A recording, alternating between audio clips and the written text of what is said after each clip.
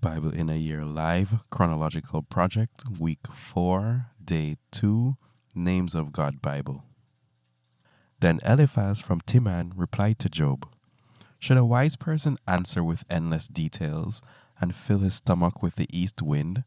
Should he argue with the words that don't help, with speeches that don't help anyone? Yes, you destroy the fear of God and diminish devotion to El. Your sin teaches you what to say. You choose to talk with a sly tongue. Your own mouth condemns you, not I. Your lips testify against you. Were you the first human to be born? Were you delivered before the hills existed? Did you listen on Eloah's council meeting and receive a monopoly on wisdom? What do you know that we don't know? What do you understand that we don't? Both the old and the gray-haired are among us. They are older than your father. Isn't else comfort enough for you? Even when gently spoken to, why have your emotions carried you away? Why do your eyes flash when you turn against El and spit these words out of your mouth? Why should a mortal be considered faultless or someone born of a woman be considered righteous? If El doesn't trust his holy ones, and the heavens are not pure in his sight, how much less will he trust the one who is disgusting and corrupt, the one who drinks wickedness like water? I'll tell you, listen to me. I'll relate what I have seen. I'll tell you what wise people have declared, and what was not kept secret from their ancestors. The land was given to them alone, and no stranger passed through their land. The wicked person is tortured all his days. Only a few years are reserved for the ruthless person. Terrifying sounds are in his ears. While he enjoys peace, the destroyer comes to him.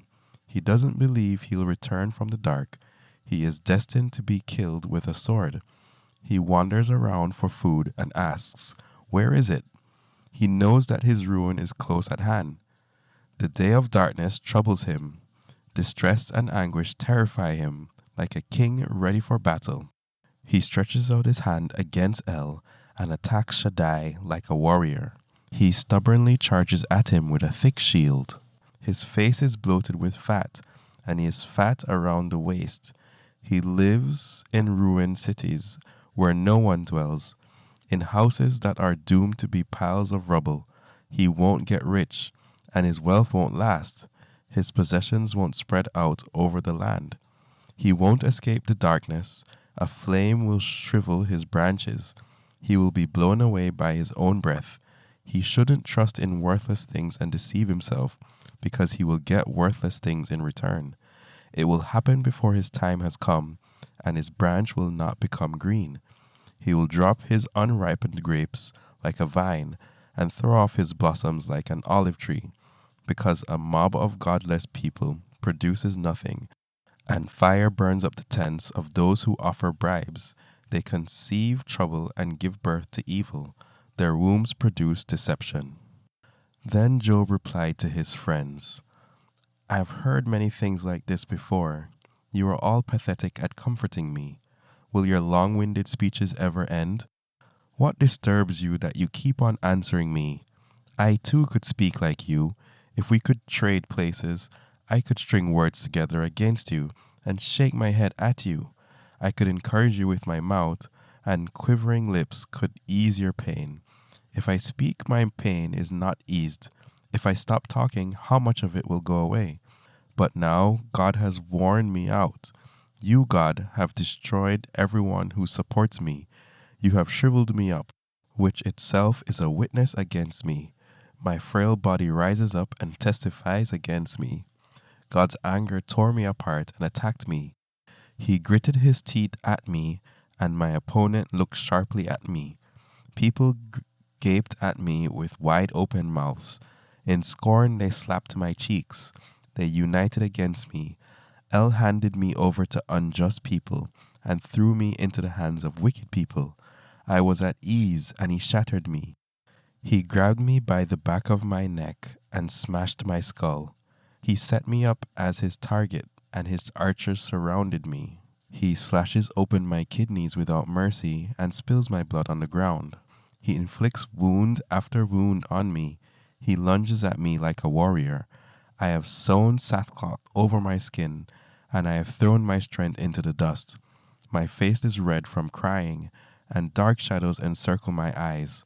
Although my hands have done nothing violent, and my prayer is sincere. Earth, don't cover my blood. Don't ever let my cry for justice be stopped. Even now, look, my witness is in heaven, and the one who testifies for me is above. The spokesman for my thoughts, my eyes drip with tears to Eloah, because in a few short years I will take the path of no return, but my witness will plead for a human in front of Eloah. The Son of Man will plead for his friend. My spirit is broken, my days have been snuffed out. The cemetery is waiting for me. Certainly mockers are around me. My eyes are focused on their opposition. Please guarantee my bail yourself. Who else will guarantee it with a handshake? You have closed their minds so that they cannot understand. That is why you will not honor them. Whoever turns in friends to get their property should have his children's eyesight fail. Now he has made me a laughingstock for many people. Now that they spit in my face. Now my eyes are blurred from grief. Now all my limbs are like a shadow. Decent people are shocked by this, and it stirs up the innocent against godless people. Yet the righteous person clings to his way, and the one with clean hands grows stronger. But now all of you come and try again. I won't find one wise man among you. My days are passing by. My plans are broken. My dreams are shattered. You say that night is day. Light has nearly become darkness. If I look for the grave as my home and make my bed in the darkness, if I say to the pit, you are my father, and to the worm, you are my mother and sister, then where is my hope? Can you see any hope left in me? Will hope go down with me to the gates of the grave? Will my hope rest with me in the dust? Then Bildad from Shua replied to Job, how long before your words will end? Think it through, and then we'll talk. Why do you think of us as cattle? Why are we considered stupid in your eyes? Why do you rip yourself apart in anger? Should the earth be abandoned for your sake, or a boulder be dislodged? Indeed, the light of the wicked is snuffed out. The flame of his fire stops glowing. The light in his tent becomes dark, and the lamp above him is snuffed out. His healthy stride is shortened, and his own planning trips him up. His own feet get him tangled in a net as he walks around on its webbing. A trap catches his heel, a snare holds him. A rope is hidden on the ground for him. A trap is on his path to catch him.